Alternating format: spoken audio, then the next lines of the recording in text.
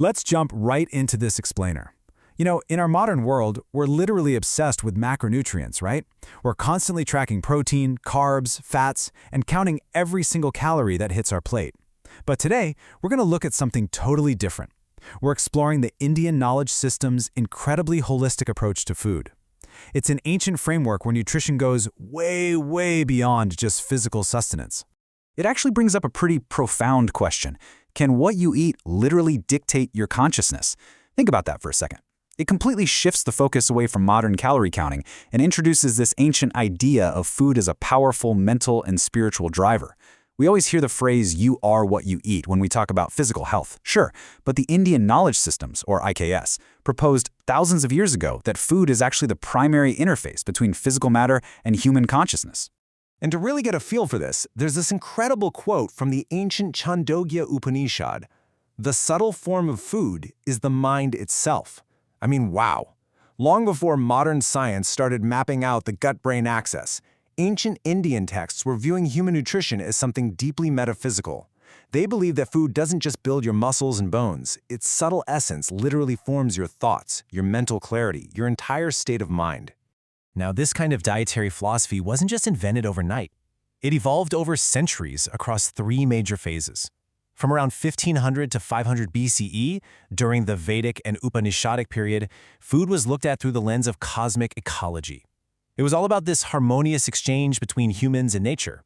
Then, as we move into the epic period, around 200 BCE to 200 CE, texts like the Bhagavad Gita started categorizing food based on how it impacted human psychology. And finally, between 500 BCE and 500 CE, the classical Ayurvedic tradition took all these ideas and codified them into a massive comprehensive medical framework.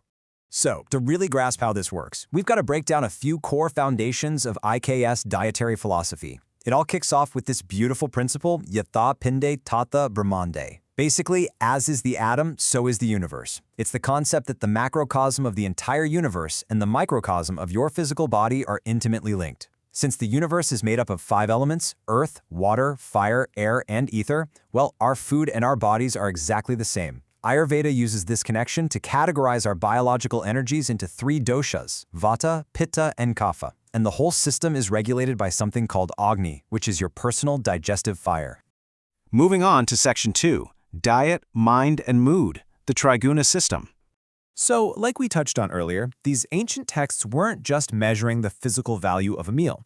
They cared deeply about its psychological impact, and they categorized diets into 3 distinct gunas, or qualities. First, you have sattvic foods. These are fresh, natural foods that promote purity, clarity, longevity, and a real sense of calmness. Then there are rajasic foods. These are your overly spicy, salty, or sour foods.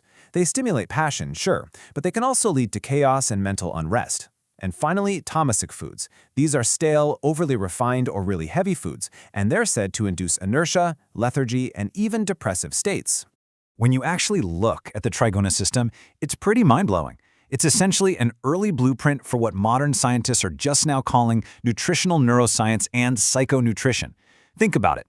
Thousands of years ago, they recognized that a heavily processed tamasic diet leads to depressive symptoms, while a wholesome sattvic diet actively supports cognitive function and emotional stability.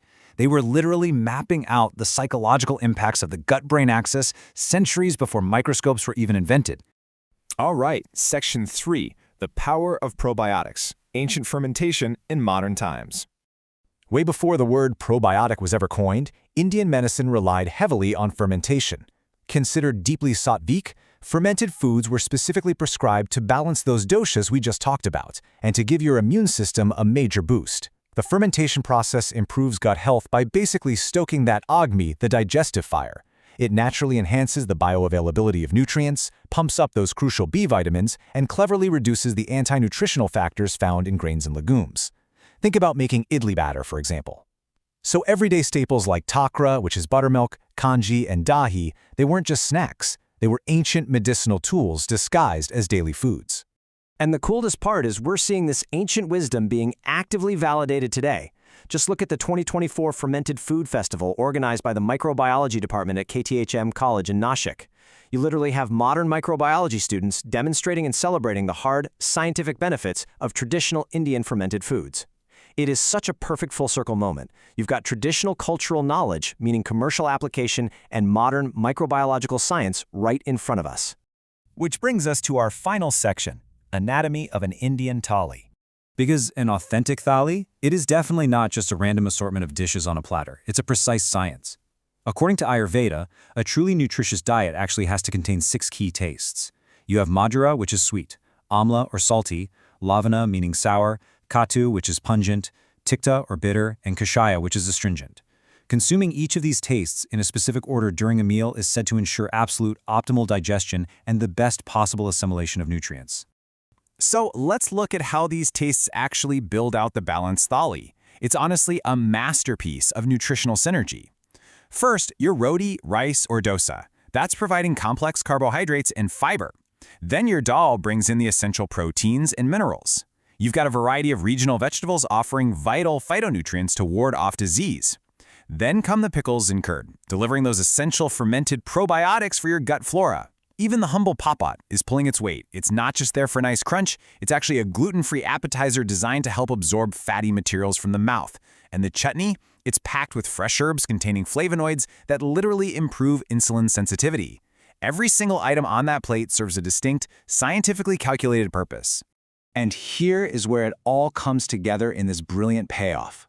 When you break down the exact components of a typical Indian thali by the numbers, you can literally see how this ancient holistic approach naturally yields modern nutritional perfection. And the best part?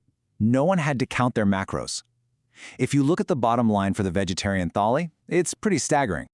An average vegetarian thali clocks in at a remarkably balanced 736 calories.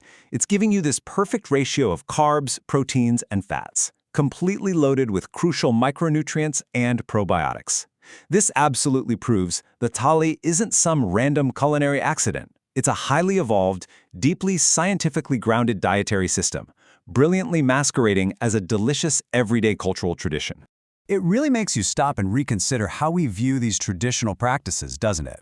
I mean, if our ancestors successfully engineered the perfect diet for the mind, the body, and the cosmos centuries before modern nutritional science even existed, what other ancient wisdom is hiding right there on your dinner plate today?